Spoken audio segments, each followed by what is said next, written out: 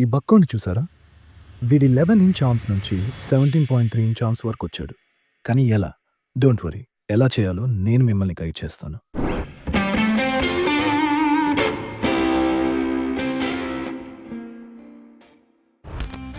First మీరు అర్థం చేసుకోవాల్సిన విషయం ఏంటంటే, మీ ఆర్మ్ సర్కంఫరెన్స్ అంటే చుట్టుకొలత తీస్తే అందులో 67% ట్రైసెప్స్ అండ్ 33% మాత్రమే బైసెప్స్ ఉంటాయి.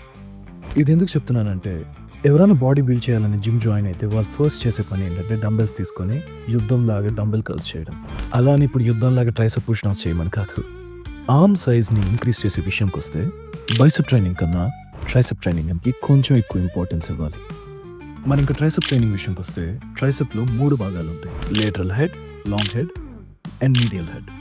మీ షర్ట్ స్లీవ్స్ ఫిల్ అవ్వాలంటే ఎక్కువ లాంగ్ హెడ్ మీద ఫోకస్ చేయండి.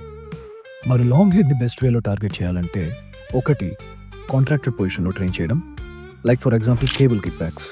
అండ్ సెకండ్ లెంత్ అండ్ పొజిషన్లో ట్రైన్ చేయడం, for example overhead extensions లాంటివి.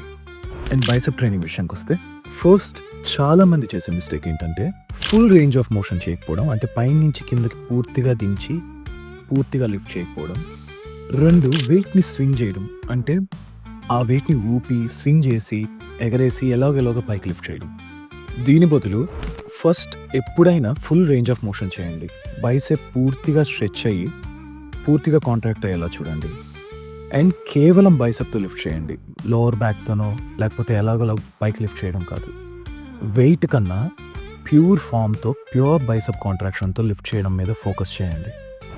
అండ్ నెక్స్ట్ పాయింట్, బైసెప్ బ్రేకియాలిస్ అంటే బైసెప్ లాంగ్ హెడ్ మీద ఫోకస్ చేయండి. ఎందుకంటే బైసెప్ బ్రేకి అంటే షార్ట్ హెడ్ మీ బైసెప్ షేప్కి రెస్పాన్సిబుల్ అయి ఉంటుంది. దాని కిందే ఈ లాంగ్ హెడ్ ఉంటుంది. ఇది సైజ్కి ఎక్కువ రెస్పాన్సిబుల్ ఉంటుంది. అలా అని చెప్పి మిగతా ట్రైన్ చేస్తే సైజ్ రాదని కాదు. ఇది జస్ట్ మీకు ఆ వాల్యూమ్ అండ్ సైజ్ ఈజీగా కనిపించడానికి హెల్ప్ చేస్తుంది. ఫర్ ఎగ్జాంపుల్, కార్ని జాగ్తో లేపినట్లు కింద నుంచి పంప్ చేస్తుంది. సో మీరు దీని హ్యామర్ కర్ల్స్తో, కాన్సన్ట్రేషన్ కర్ల్స్తో ఈజీగా ట్రైన్ చేయొచ్చు. Last but not least, single hand మూమెంట్స్ని మీ వర్కౌట్లో ఇంక్లూడ్ చేయండి. ఎందుకంటే 2 చేతులకి ఇంబ్యాలెన్సెస్ అనేది చాలా నార్మల్, సైజ్లో కానీ స్ట్రెంగ్త్లో కానీ. లెఫ్ట్ హ్యాండ్కి రైట్ హ్యాండ్కి ఎస్పెషల్లీ బిగినింగ్లో చాలా డిఫరెన్స్ ఉంటుంది. సో బలహీనంగా ఉన్న చేత్తో ఒక వెయిట్తో ఎన్ని రెప్స్ వస్తాయో అదే వెయిట్తో అన్ని రెప్స్ మీ బలంగా ఉన్న చేత్తో కూడా చేయండి. అలా చేస్తుండగా ఒక పాయింట్కి 2 బ్యాలెన్స్ అవుతాయి. బలంగా ఉన్న చేతికి ఇంకా ఎక్కువ వెయిట్ వస్తుంది ఆర్ ఎక్కువ రెప్స్ వస్తాయని చేసేయొద్దు. అలా చేస్తే రెండిటికి ఇంబ్యాలెన్స్ ఇంకా ఎక్కువ అయిపోతుంది. So to summarize, tricep bicep కంటే పెద్దది. ఓవరాల్ ఆర్మ్ సైజ్ కోసం ట్రైసెప్కి ఎక్కువ ఇంపార్టెన్స్ ఇవ్వండి.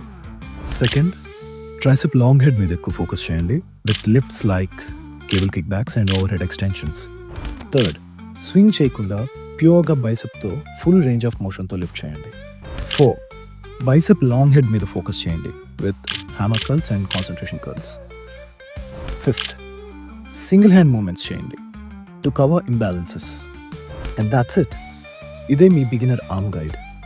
బట్ డోంట్ వరీ, ఇంకా చాలా అడ్వాన్స్ ట్రైనింగ్ మెథడ్స్ ఉంటాయి. అండ్ అవన్నీ తెలుసుకోవాలంటే